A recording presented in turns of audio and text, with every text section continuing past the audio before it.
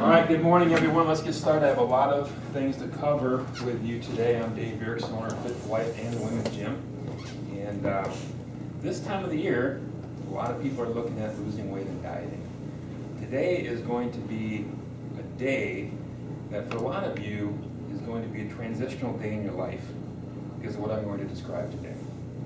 I'm going to describe exactly why the diets you tried in the past, maybe January of 2017, January of 2016, January of 2015, January of 2014, January 2000, didn't work, and why they don't work. So I think by the end of this hour, you'll leave here with some knowledge that's going to really impact you in thinking that, wow, I can go this different direction and be successful. Now initially there's going to be some barriers there, and we'll discuss those. But let's just go through this that I have on the board. Now, I'm going to give you all this in handouts. You got a bonus today. I'm giving you handouts. Took a lot of time on these things, by the way. So you're going to have all this in a handout today. So I'll give that to you later, but let's just go through this first. Now, let's just say we're working together. We're a group here. And we're going to all make this decision as a group. We've got two diets here. We've got diet A or diet B. Diet A contains a certain group of foods, and diet B contains a certain group of foods. And we're going to analyze these two groups and decide which one we want to do and which one's going to be best for us to do. So we look at the first thing. The foods in diet A, they're high in calories and they're low in nutrition. I need to grab one more chair for her. We'll grab one of those. Welcome, you made it. Yeah. Just a quick review here. We're looking at two different diets. We're as a group, we're going to decide on which diet we're going to do. The first factor we're looking at in these groups of foods is the foods in diet A are higher in calories and they're lower in nutrition. The foods in diet B are lower in calories and they're higher in nutrition. The foods in diet A contain hundreds of chemicals that can cause disease and make weight loss harder. The foods in diet B contain thousands of chemicals that protect us from disease and make weight loss easier. Do we need to go any further? I'll keep going. The foods in diet A contain protein sources that are disease promoting. The foods in diet B contain protein sources that are health promoting. The foods in diet A tend to be low in fiber, which does what? It causes more hunger, and it doesn't protect us from disease. The foods in diet B are high in fiber, so it lowers our hunger, and it protects us from disease. We're not even halfway done yet. The foods in diet A, the carb source of those foods, causes insulin resistance. Cover that in a second. The carb sources with these foods in diet B cause insulin sensitivity. Let's cover that a little bit. Is anybody here diabetic?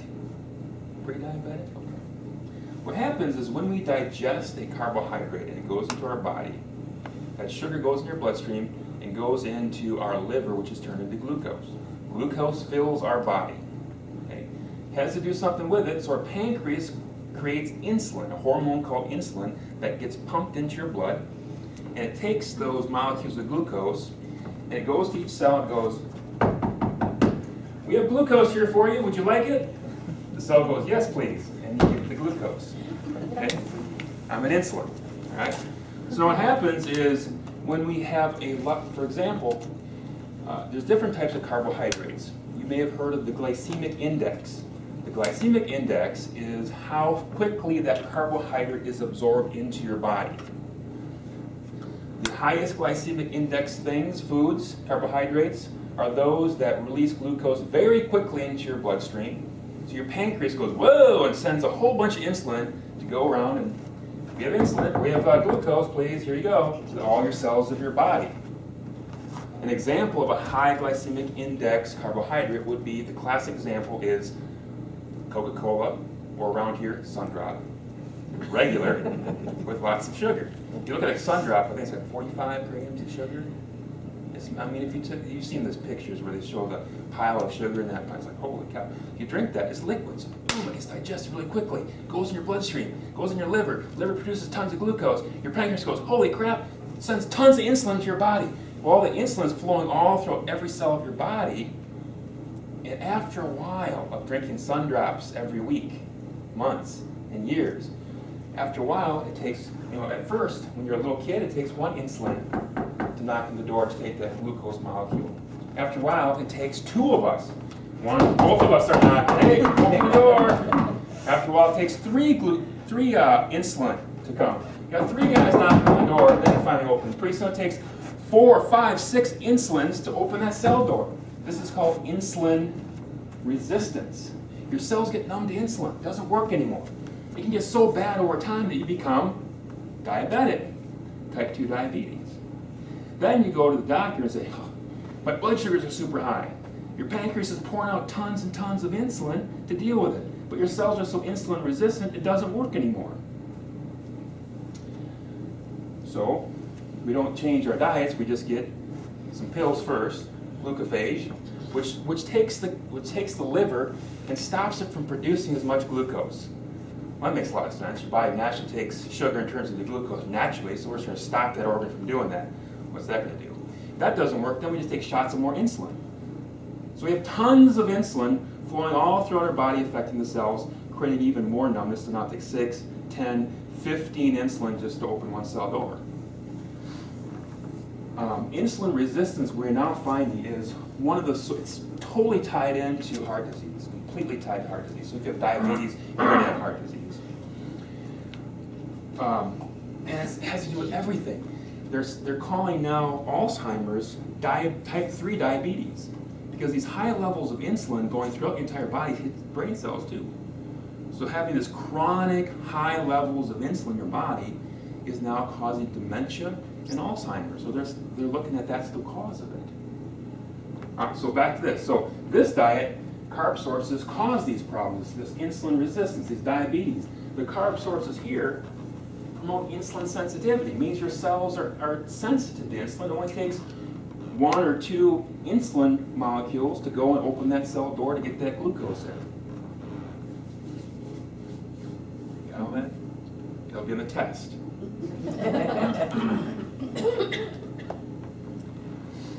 Diet A, fat sources promote disease. The sources of fat promote health. We all know what the macronutrients are. There's protein, carbohydrates, and fats. Those are the macronutrients that are contained in foods. Micronutrients are things like vitamins, minerals, and phytochemicals. All right, so back to diet A. The foods in this diet, where are we at here? Number 7, turns on disease genes.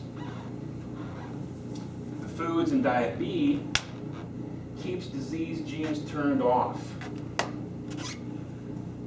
The foods in diet A stimulates brain to want more. The foods in diet B stimulates the brain to feel satisfied. I got 2 more.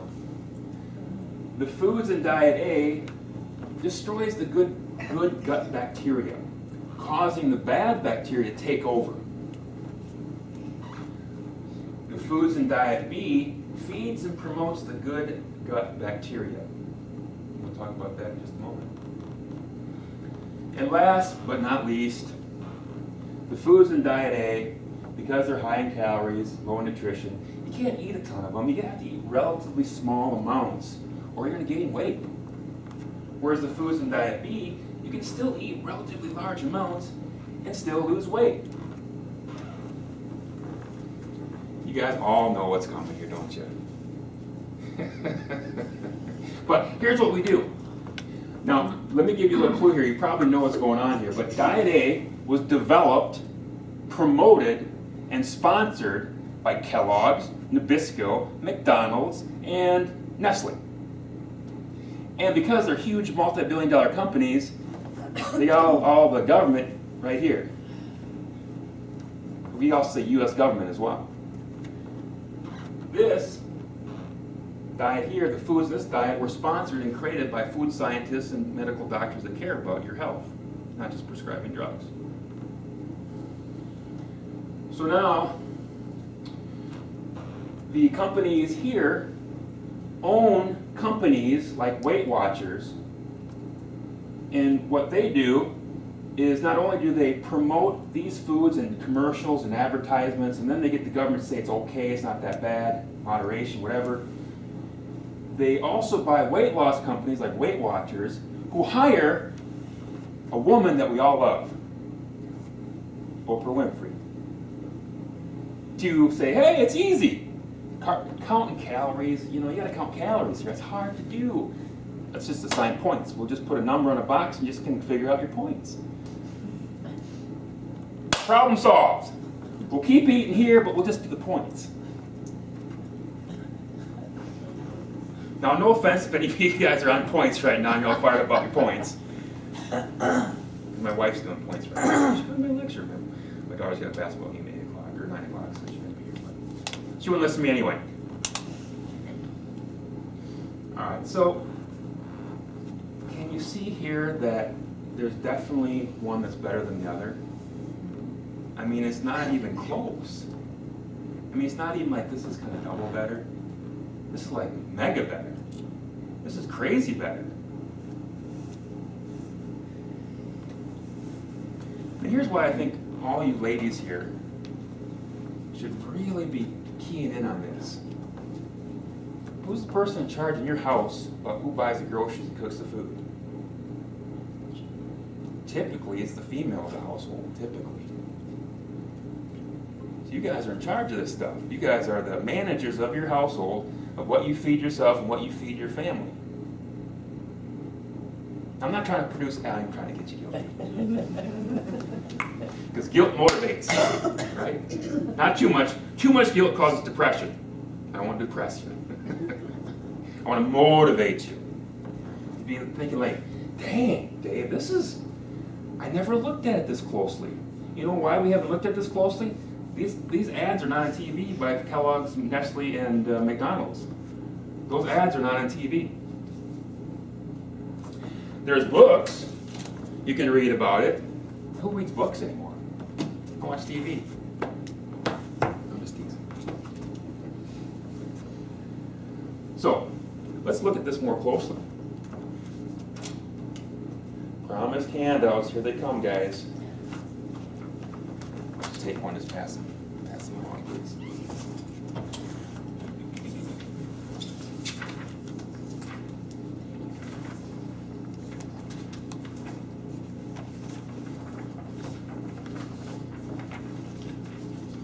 Okay, so you've got what I've got on the board on your front page here. And you can just follow along if you want to listen to me versus just look at your sheet here. But what I'm going to talk about next year is written down, so if you want to write some little side notes on there, you certainly can. So let's go back through this list. Let's look at this in a little more detail. So foods in Diet A are high in calories and low in nutrition. These are processed foods, right? They don't have many calories, or they have high calories, but they don't have a lot of nutrition. Two more. Oh, you know what? How many people do we have We here? need two more. I was told there's only going to be 12 people here. I'll leave. Oh, there is 12 people here. How many do we need? Two more. 2 more? Okay. Fair. Thank you, Sandy. Yep. Such a team player. Thank I you. know, I tried. I see that. I give you my copy, but I have not memorized this yet. Hold on, two. Two right here. Maria, you little thief. I'm like, wait a minute, it's not thick. There we go. Now you got one. So you can go back to your front page. You see on the bottom of your front page here? How'd you get one? I had You had 2? Yeah, I'm like, this is kind of thick. Ann doesn't have one. I will get one. You can see on the bottom here, this is a percentage U.S. food consumption by calories. And this is actually a little bit old. I think this is 10 years old, so it may have been even changed. The 62% of the foods that we eat are processed foods. And a good description of those are food-like substances. A banana is food, an apple is food, nuts are food, seeds are food. We're talking about delicious club crackers growing on a club cracker tree. Good for you. This would be more in this category, right? Okay.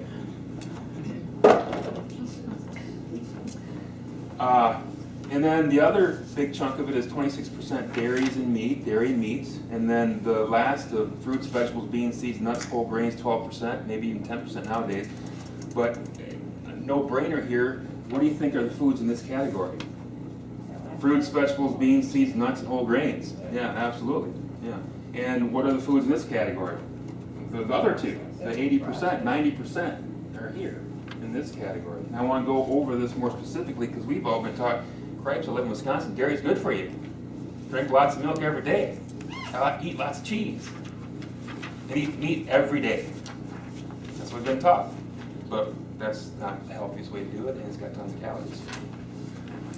Now, don't, everybody calm down. I'm not saying never eat meat again or never eat cheese again. Okay, we can work this out to make it work. All right, and I'm here to help you. All right. So back to number one here, whole plant foods are just the opposite. Whole plant foods are low in calories. They have tons and tons of nutrition. Go to your last page of your handout.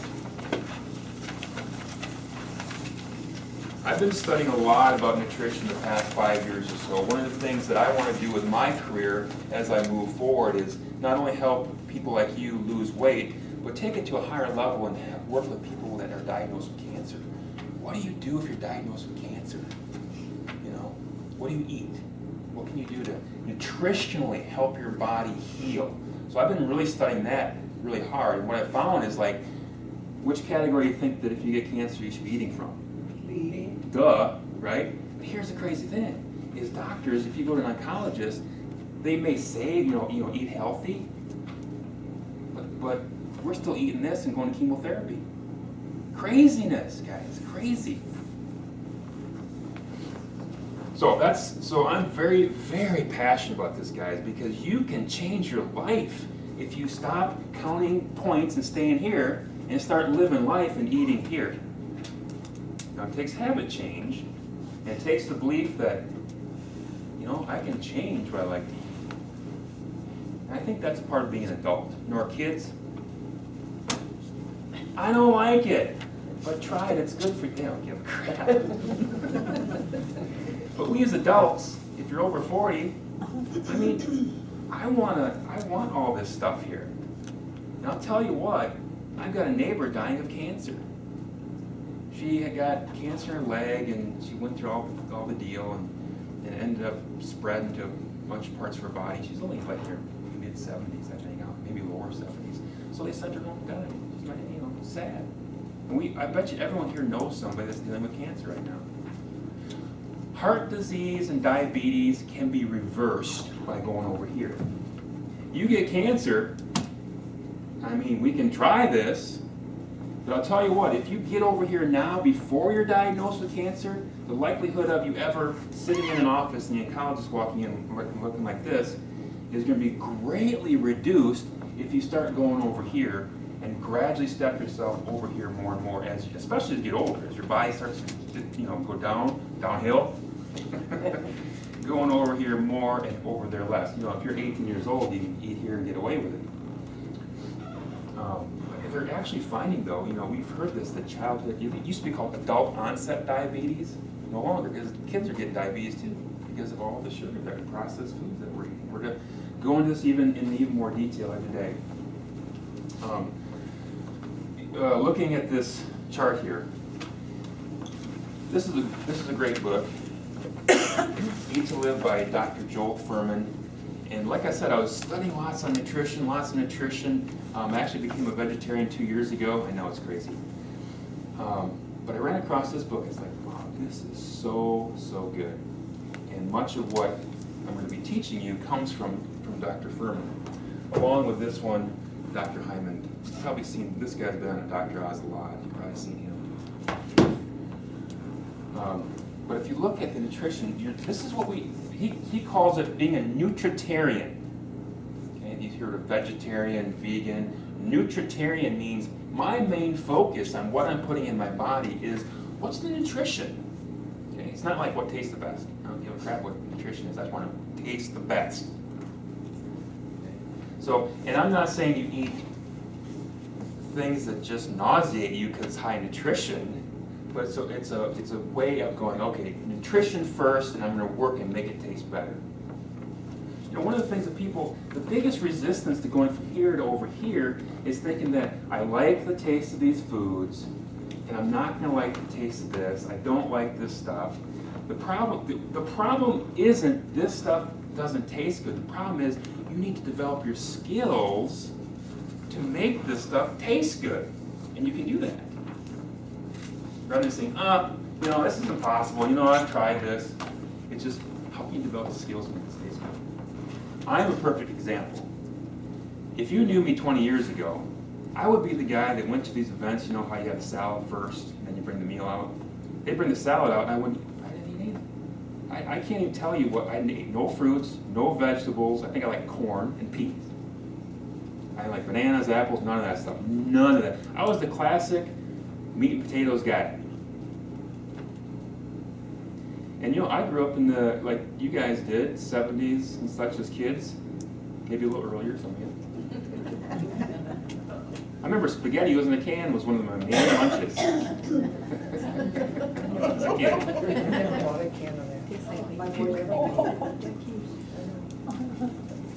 All right, I gotta keep rolling. But as you can see, on the top of this chart, it numbers what's got the most nutrition in it. And this is kind of an arbitrary thing that Dr. Furman did as far as what are the nutrients in these foods. And you look on top, the dark green leafy vegetables, spinach, arugula, kale is on the top of the list. And once I learned this, I was in La Crosse on Wednesday, met my wife for lunch. We went to Piggy's, and they got salad bar at Piggy's in La Crosse. And they had 3 salads. They had iceberg lettuce, spinach, and then I think it was arugula. And I learned that spinach is like on the top of the chart as far as the best. Okay. And a guy in front of me, older guy, you know, he reached across the spinach to get that iceberg stuff. Like, hey, dude, try that. You know, we don't know this stuff. We don't know.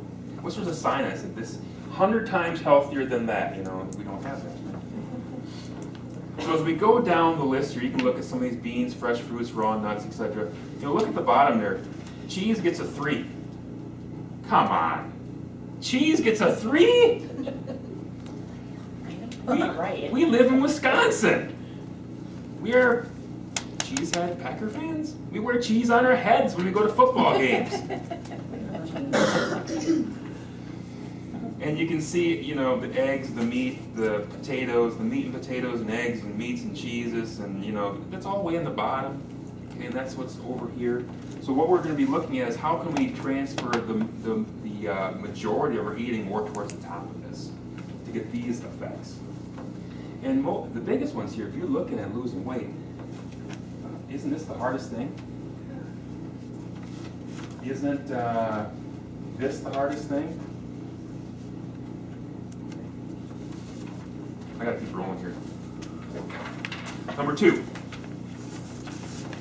Processed foods contain hundreds of chemicals that cause diseases and make weight loss harder.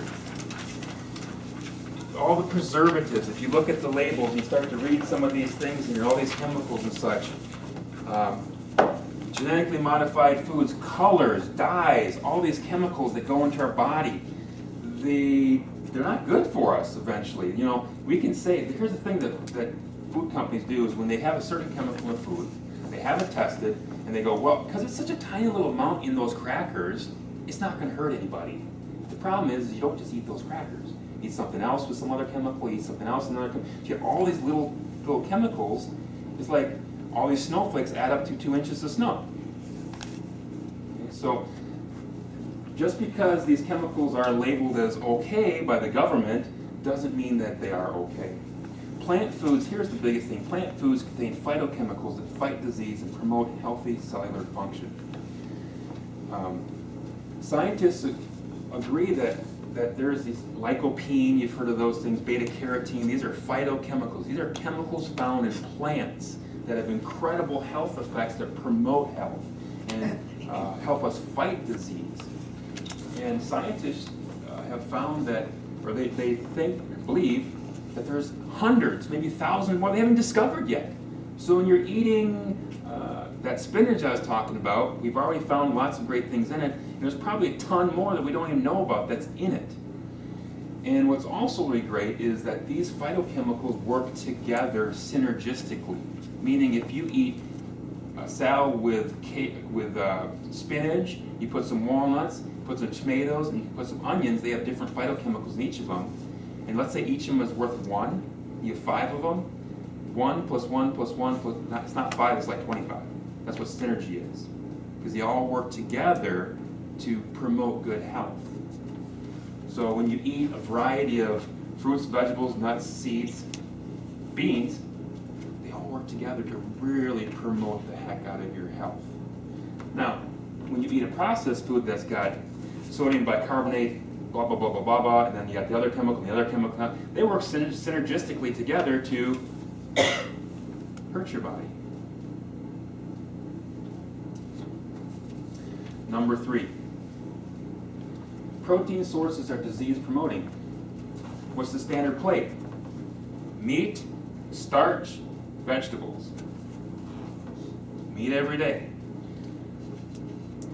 Meat has protein, cholesterol, and saturated fat. So you're getting protein, yes, but you're also getting cholesterol and saturated fat. And how much nutrients are in meat? B12? That's it, nothing. Now if you eat beans, you get the protein, but you get tons of fiber and tons of phytochemicals. So you're getting a ton of nutrition with the protein. I've never seen an anti-cancer diet that says, eat more red meat. Even eat more white meat, even eat more tuna, even eat more fish. Fish is more healthy, but the problem with fish now is what? Mercury.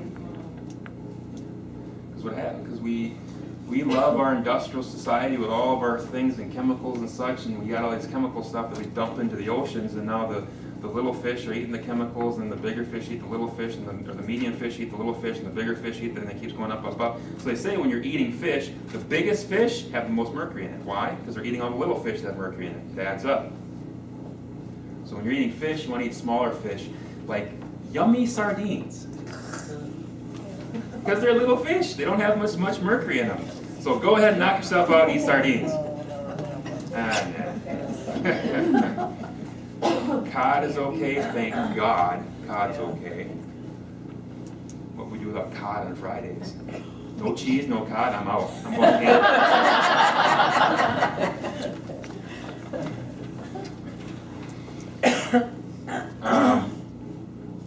This is something that was surprising to me.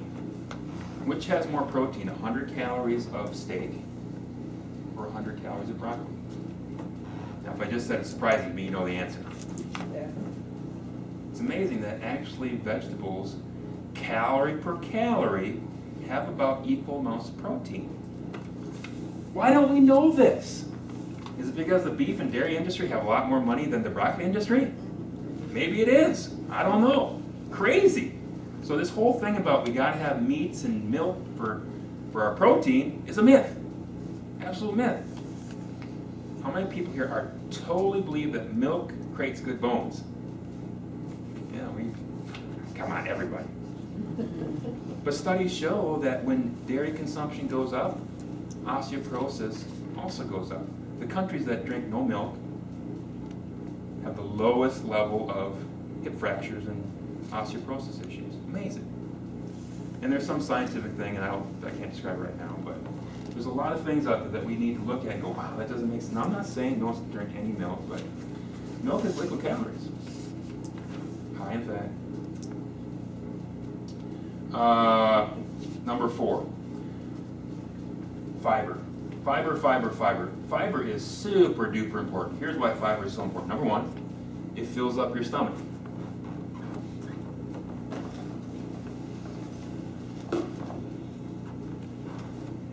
Black beans black beans. This is on the top of the bean chart. I was eating these before I read his book, and then he's got a chart in there on beans. Guess what was on top? Black beans. I'm like, yes, yes, I did it right. So I was eating black beans. Okay, so these have a ton. This whole can here is this whole can of beans is about 350 calories. All right, and it's got 17 grams of fiber, and if you ate the whole can, you'd also get 18 grams of protein, which is awesome. If you ate this whole can, you'd be full. And because fiber digests so slowly, the carbohydrate in here is digested very slowly, so your pancreas releases small amounts of insulin, so you never become insulin resistant and screw up your body and get sick. I love this on my salad. Juice is good too. The only problem in here, and we'll move towards this, is the salt. Dr. Furman wants no salt. The reason is over time, if you continue to consume salt over time, that when you get old, you will get high blood pressure. They find that in cultures, places that just don't salt anything, they have the same blood pressure as an 18-year-old at age 90 because they don't salt stuff over time. Now, it's not going to kill you today, but over time, high levels of salt will end up with higher blood pressure as you get older. But right now, this has 140 milligrams of salt, so the entire can is somewhere south of 700 or so. So you want to keep your salt under 1,000 or so. So this is, if you ate this whole can, you'd be at 700, so you're still okay. If you ate this whole can, you'd be full. You'd be full. What if you rinse them? You rinse them? Yeah, you could rinse them, I rinse exactly. mine to put on my salad. Yep, you could rinse them off. That would help with most the of the salt is in the fluid, Yeah. yep. Maybe that's why I like it so much. So, you know, has anybody heard of the 500 Club from Gunderson? Yeah. 500 Oh, Club? yeah. You know, the theory there is if you have 500 calories for lunch and you have 500 calories for dinner, it's 1,000. You have a breakfast, you know, you're sticking around south of 1,500 calories, and you should lose weight if you're fairly active. Okay? Well, this is only 350 calories. If you have this whole can for lunch, you still have to have a cookie. Get to 500. Yes! and guys, did you know this, that if you eat all this fiber with that sugary cookie, that this thing stops that, it combines with the cookie, so the total glycemic effect is lower. Okay, so this protects you. So if you just have the cookie, your insulin goes bananas. Okay? You eat this with your cookie, the insulin's fine, because you got all these beans in your gut with the cookie. Follow that? Okay. All right, so, and fiber makes you feel full, and these digest over a long period of time. So you're feeling full for hours and hours. You feel fine. I'm not even hungry. Wouldn't that be nice? Whereas foods over here, because they're low in fiber, they're digested quickly, and geez, I'm hungry. 2 hours after I eat, I'm hungry again. Whereas these protect you.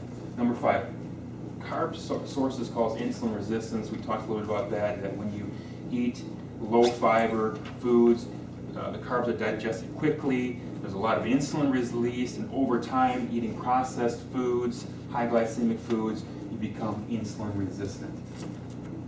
Whereas when you eat the vegetables, you eat the fruits. Now, how many people here have heard fruits are bad for you because they have too much sugar?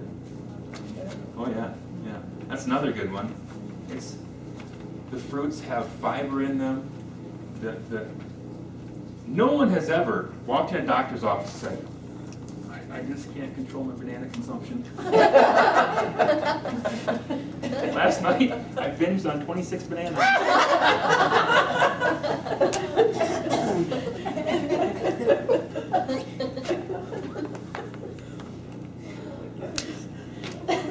Never. Never.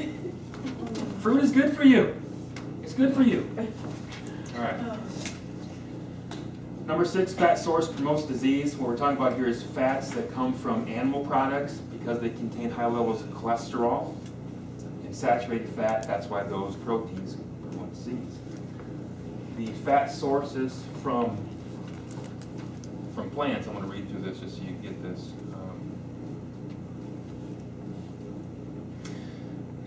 Fats from plants like olive oil and avocados and seeds, flax seeds and nuts, walnuts are high in omega-3s. They have 0 cholesterol and they have very low saturated fat levels. So these fat sources here are good fat sources. Now here's where it gets interesting, number 7. The foods here turn on just disease genes. The food here turns off disease genes. I want to read something here.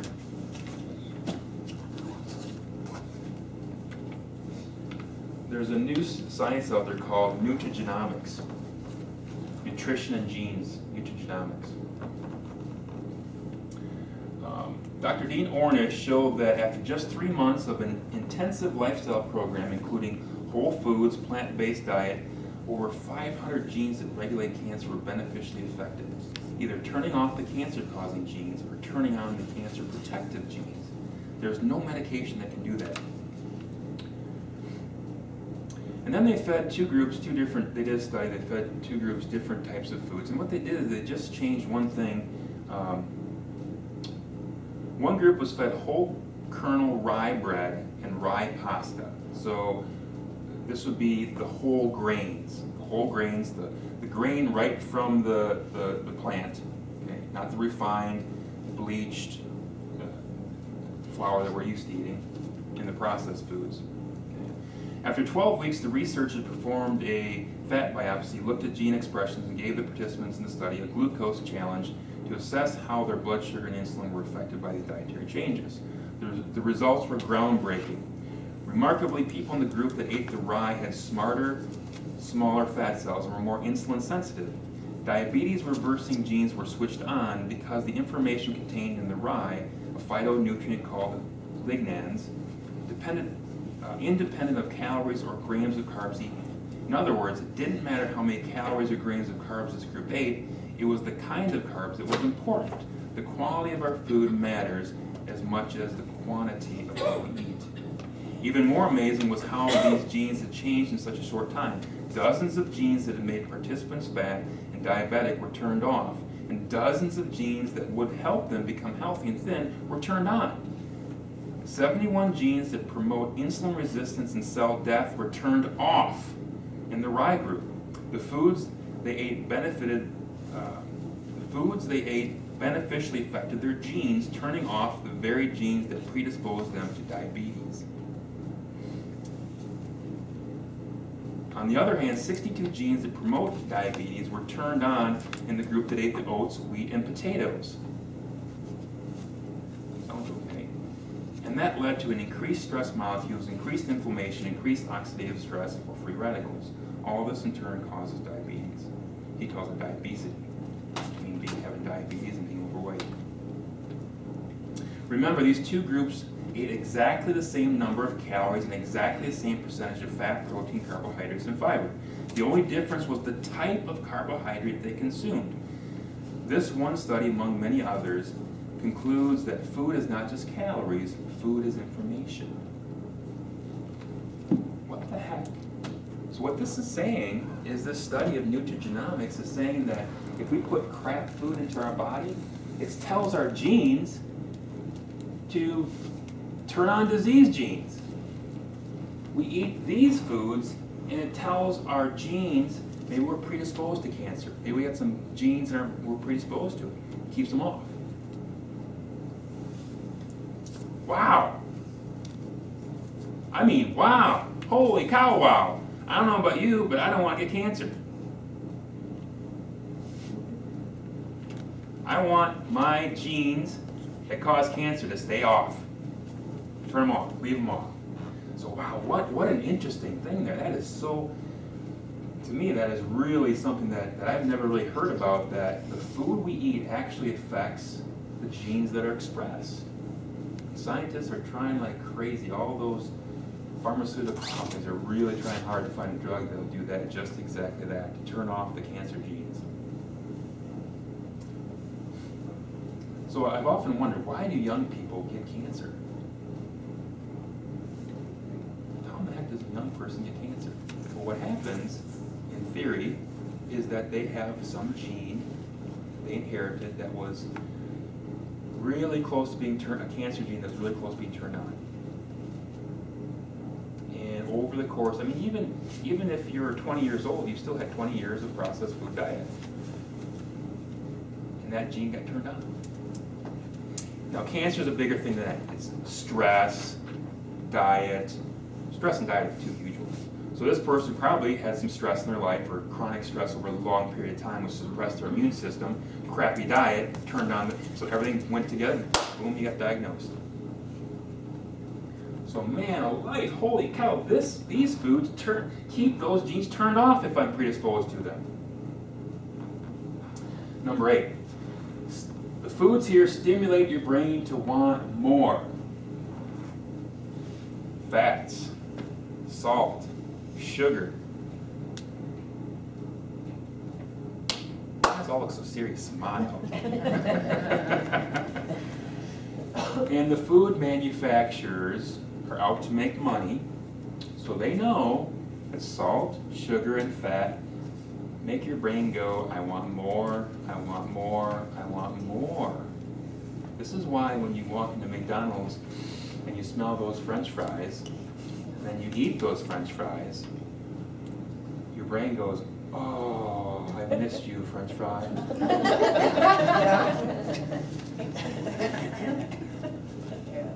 Right?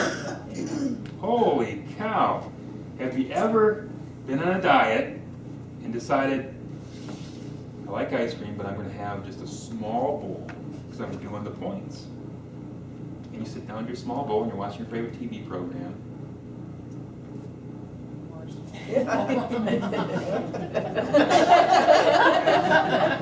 Screw it, I'll just do more exercise in the morning. How many have had that happen? All of us. Why? Ice cream, high fat, high sugar, high salt. Your brain gets that hit off that, and science shows that that's just like cocaine. It's actually worse than cocaine, because cocaine you can just stop it. Food, we gotta keep eating. But according to Oprah Winfrey, all we gotta do is assign points to it, and that'll we can still eat this stuff, but we'll just assign points to it. That will keep our brain from eating more. You start eating over here, like I just said, there's never been, that I know of, let me know if you find out, of someone that decided with their weight loss plan that I'm going to have a banana. I normally was eating chips and stuff, watching TV at 8 o'clock, my favorite programs at 8 o'clock, right? I normally would have, snacks and crap. But I've decided that I've listened to Dave's lecture, I'm going to have a banana at 8 o'clock. And I'm going to sit down, I'm opening up my banana, I'm watching my TV, and I'm eating my banana. And I get to the end of that banana, I'm like, where's the rest of the bananas? And I ended up eating 9 bananas during TV. Oh, probably isn't going to happen. You'll have a lot more, unless you're starving or something, you'll have a lot more control of your desire, your conscious control to say, I'm going to stop with 1 banana.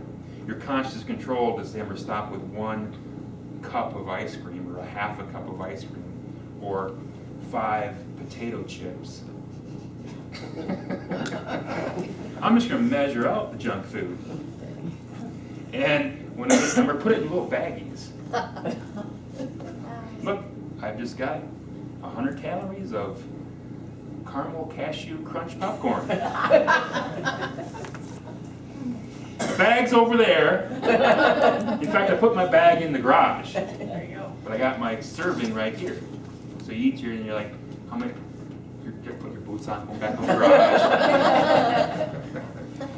This stuff is addictive, right? We know that. But we think, well, this year, this January, I don't care how addictive it is, I'm going to control it. So it stimulates the brain to want more. Oh, this is a good one too, guys. Destroys your good gut bacteria. So you're pouring in. Let's back up here. This promotes good gut bacteria. Why is your bacteria in your gut so important? The gut bacteria is, when you digest food, the bacteria, when you eat food, the bacteria help you digest the food. It works with your immune system. there's such an incredible science out there about how good gut bacteria is for your health. So when you eat fiber, it's called prebiotics. What's a prebiotic? We've heard of antibiotics. Okay? Anti means no biotics. It means it's going to kill the bacteria in your body. So prebiotics is something you put in your body that helps the good bacteria grow. Fiber is prebiotic. So when you eat foods like vegetables and fruit that are high in fiber, eat them, you now give your good bacteria fertilizer to grow like crazy. You don't really need to take prebiotics. You don't need to take the over-the-counter biotics, good gut bacterias. It'll automatically form. And what happens is there's a balance between good gut bacteria and bad bacteria, that when your good bacteria is being fertilized by fiber and they're strong, they get rid of all the bad bacteria. But when you don't have the fiber and that good gut bacteria is struggling because maybe you went to the doctor a month ago and got antibiotics and they killed all your good gut bacteria and they're very weak, now the bad bacteria is kicking in. And then we go eat low fiber processed foods, which isn't feeding the good gut bacteria, and they're struggling. So what happens when the bad bugs overtake the good bugs, you get what's called leaky gut syndrome. Ever heard of this? What it does, it burns a hole in your stomach, and all your food pours into your blood. What the heck? Well, then your immune system goes bananas because you got these food particles in your blood, and your immune system's job is to look for anything in your blood that's foreign. It's like, what the heck is this? Get it out of here. So you have an immune response. So then you have this thing called inflammation. Anybody heard about this whole study of chronic inflammation in your body causing disease? Everything disease in the book from chronic inflammation, including cancer. So you've got all these things taking place in this big system, and this good gut bacteria is so important. So we don't want to destroy it, we want to promote it. And last but not least, it has to do with the portion sizes here. You can eat a whole lot of bananas, eat a whole lot of vegetables, you can eat a whole lot of food here and get yourself full, whereas here you gotta keep battling these small portions.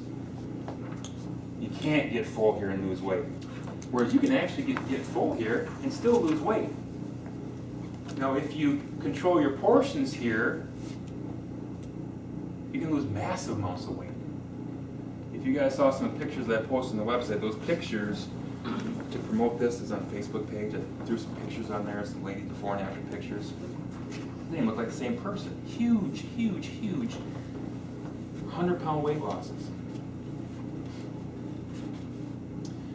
Case study. Charlotte lost 130 pounds and reversed her heart disease and diabetes. I've been heavy since childhood. It would be easy to blame my problems on heredity since there is a history of obesity, heart disease, and diabetes on both sides of my family. Through the years, I tried many diets with only minimal and never-lasting success. I reached the top weight of 263 pounds on a 5'4" frame, and I had resigned myself to forever being a plus-size woman. I was diagnosed with type 2 diabetes, along with hypertension and high cholesterol. It's probably what you're going to get when you're 264 pounds and 5'4". After suffering a stroke at 56. To control all these ills, I was prescribed medications that I was expected to take for life. About a year after the stroke, I was diagnosed with a serious form of tachycardia that required immediate medical attention. Tachycardia. I ended up with 2 heart stents because of a 95% blockage and more prescriptions.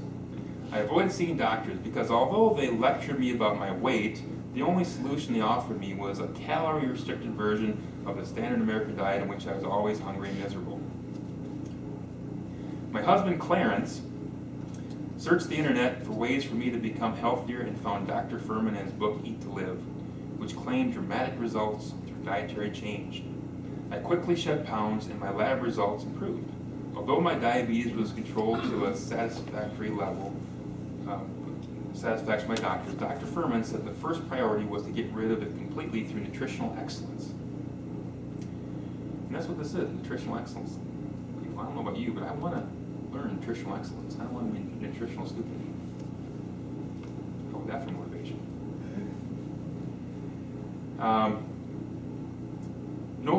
No physician I ever had ever mentioned this as a possibility.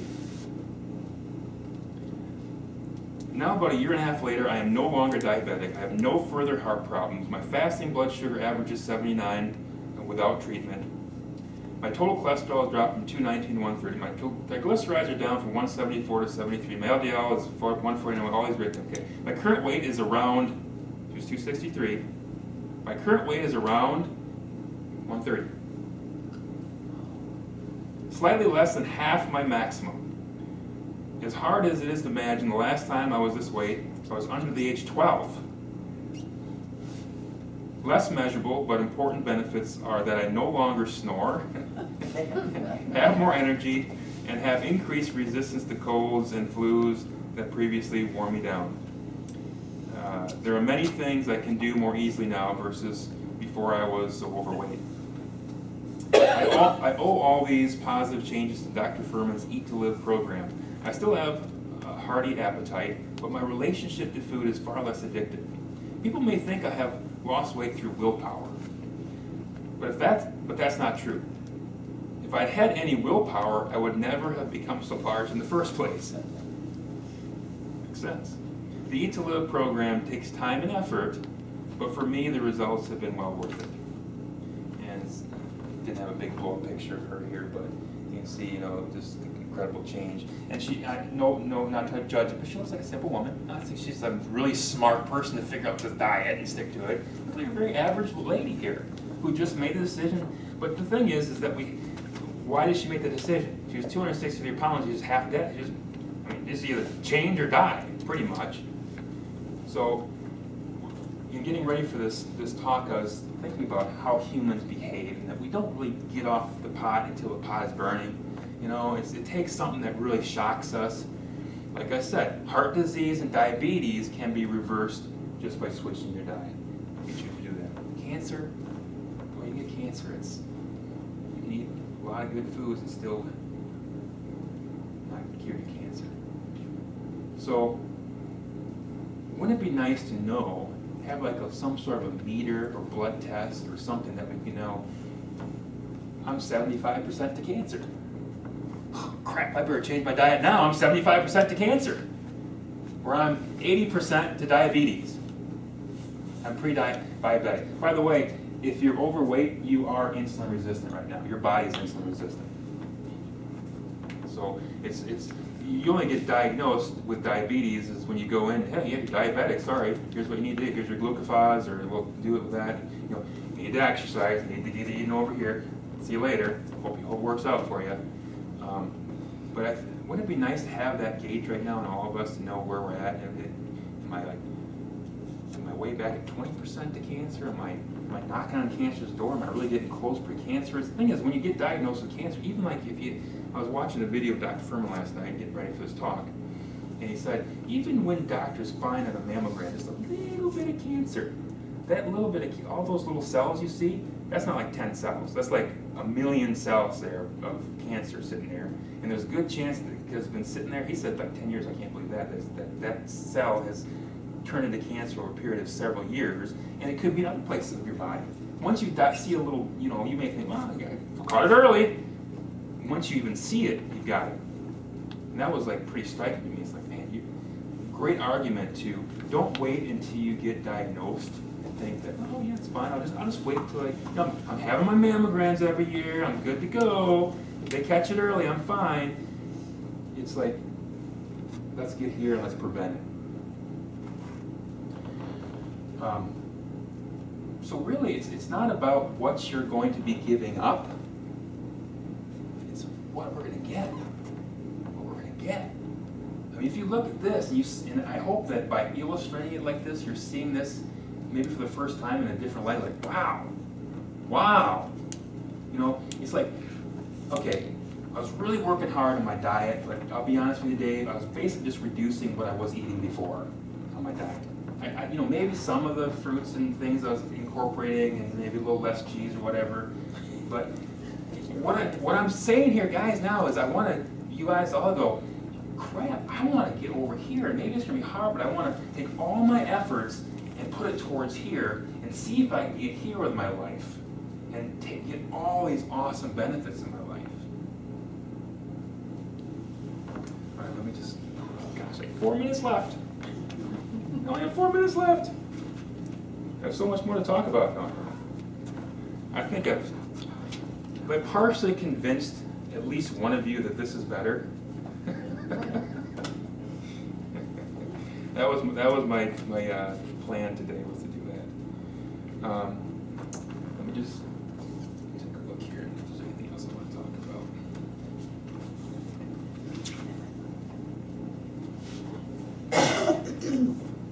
There's more I could talk about inflammation and some of the science in regard to why this is better, that's better. I'll skip over that right now. I'm going to read one last testimonial from the book and then talk a little bit more about, if you're interested in doing this, how we can get over here and how we can work together to get over there. Okay. One last testimonial. This gal's picture was, I put on the website, this gal right here. Never seen her. I mean, she just looks like a different person. Emily lost 100 pounds and took years off her body. In just 2 months, her blood pressure and cholesterol stats reflected healthy numbers. When I first started the journey to get my health back, I was obese and depressed, and I knew I was very ill. It was an effort just to get out of bed in the morning. I knew that if I was ever going to succeed, I had to have something simple and concrete to follow. I had dieted in the past and always felt deprived and miserable, but for the first time, I was eating lots of good quality food and feeling great doing it. Within the first month, I dropped 20 pounds, and my cholesterol dropped from 214 to 145. That solidified my desire to commit to Dr. Furman's nutritional wisdom for the rest of my life. After reading Eat to Live, I knew I had my answer. I kept copies of the 6-week plan with me at all times and used it as a guide all my decisions. Those first couple of weeks, I didn't feel like eating romaine lettuce, collard greens, or Brussels sprouts, but I followed the plan. I was heavily addicted to salt, creamy cottage cheese, ranch dressing, cheddar cheese, and crunchy peanut butter. Follow the plan. I craved Diet Cola, Diet pudding, and my usual bedtime snack of a large bowl of cereal and milk. I followed the plan. My son became seriously ill and life suddenly became an out-of-control roller coaster. I still followed the plan. He had to be transferred to a hospital in another state, and I had to find my way around a new city. I still followed the plan. The hospital cafeteria food looked comforting and inviting, and the candy in the gift shop called out my name. I followed the plan. 3 months later, back home, I got on the scale. I was 40 pounds lighter, and more important, I was no longer addicted to toxic foods. I now crave fresh greens and fruits. Diet soda, diet desserts, and salty foods tasted disgusting to me. I walked for 1/2 hour every morning and every evening and felt great. My body was thoroughly refreshed after a good night's sleep, and my brain fog completely disappeared. When I started my journey, I weighed 226 pounds, and now I weigh 126 pounds. That's a total weight loss of 100 pounds, no kidding, which I've kept off. That's a big deal for me because in the past, I would gain weight back immediately after quitting a diet. This is for life. All right, the 6-week plan. Get ready for the most exciting 6 weeks of your adult life. If you follow my program precisely for the next 6 weeks, your body will undergo a remarkable transformation and you will be witness to its miraculous self-healing ability. With no compromise for the first 6 weeks, you will unleash a biochemical and physiological makeover that will change you forever.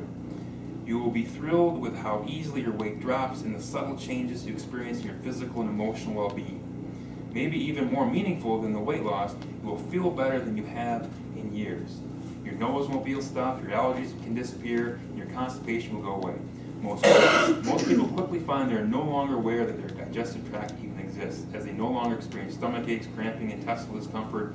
You will no longer require headache remedies, pain pills, digestive aids, and other drugs that attempt to alleviate the suffering caused by unhealthy eating. I always like to compare the health of my patients after this initial 6-week intervention with how they felt when they first came in with their typical complaints of diabetes, high blood pressure, high cholesterol, triglycerides. The results are remarkable when their weight, blood pressure, and blood tests are rechecked. I encourage people to do a scientific test. Do this very strict for the first 6 weeks and see how much weight you lose. Most get so excited with the results during their 6-week trial that they are motivated to keep going. Results encourage change, and results motivate. The stricter you are, the more quickly your taste will change.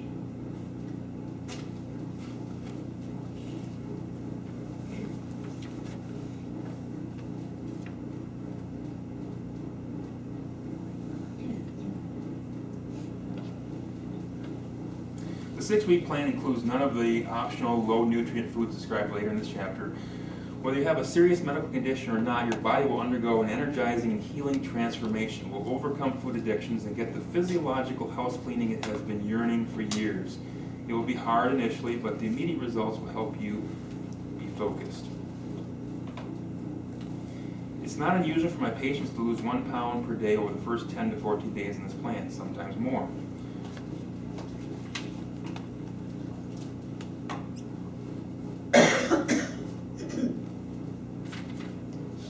One patient, George, who came to me with high blood pressure, lost 8 pounds in the first 3 days. Much of that was probably water weight from cutting out all the salt in his diet. Nevertheless, his blood pressure came down, and he continued to lose weight over the next few months and at a rate of 10 pounds per month. He had a little turkey on Thanksgiving and made a few other minor deviations from the plan, but he found the diet easy. He used some of my recipes and recommended products and soon lost the full 100 pounds he needed to take off.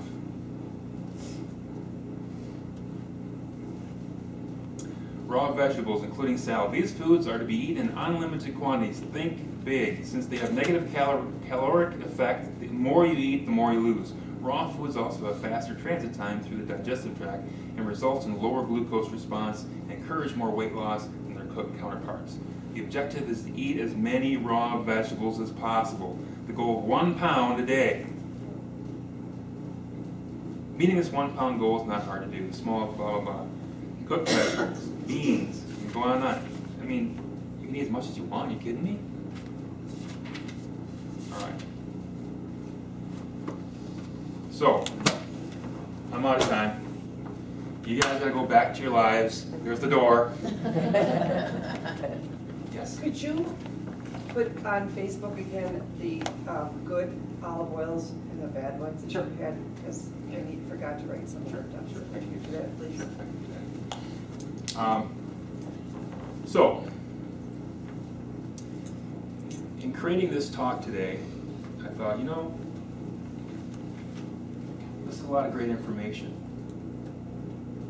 I think we're all convinced here that we all know that this is a better route, and that portion control over here and dabbling in this isn't going to get us where we really want to be. That what we need to do is somehow get on a journey towards mostly here, some there, 80% here, 20% there, versus 60% here, 40% here, 80% here, 20% here. Individually, if I just shake your hand and send you out the door, you might be motivated to work towards this. Maybe you even go buy that book. Maybe you will. But what if we all decided as a group to work together to do this? As me as your leader, pointing you, and here's a video you need to watch, here's this information, here's that. We got together frequently and did more talks and coach you.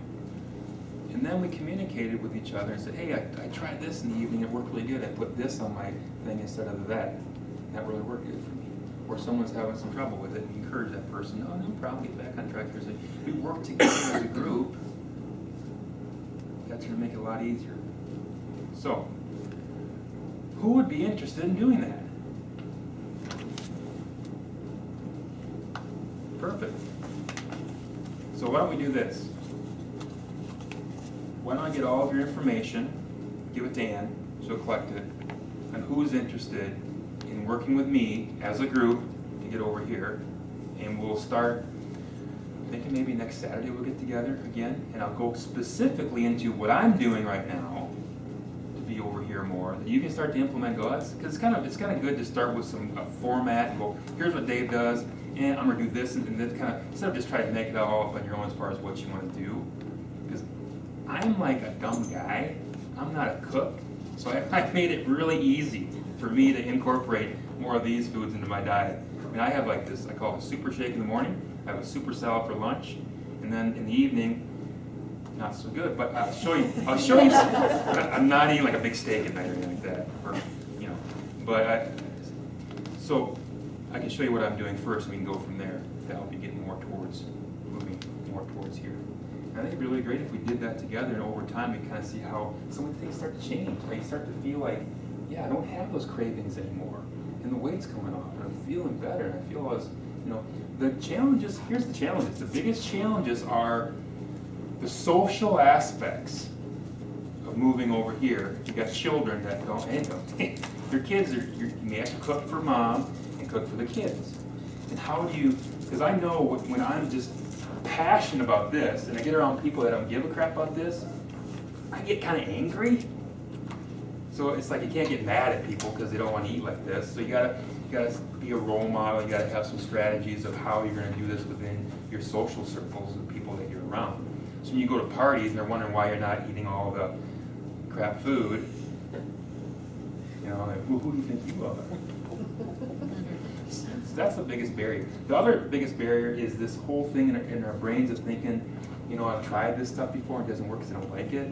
It's like I said before, it's not because you don't like it, you just need to develop the skills to make it something that you like and allow your taste buds to desensitize to these addictive salt, fats, and carbs.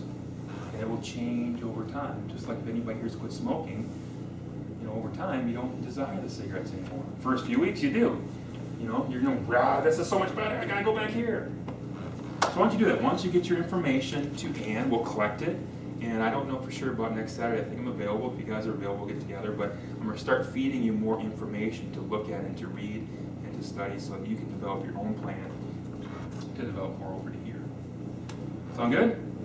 All right. Have a great rest of the weekend.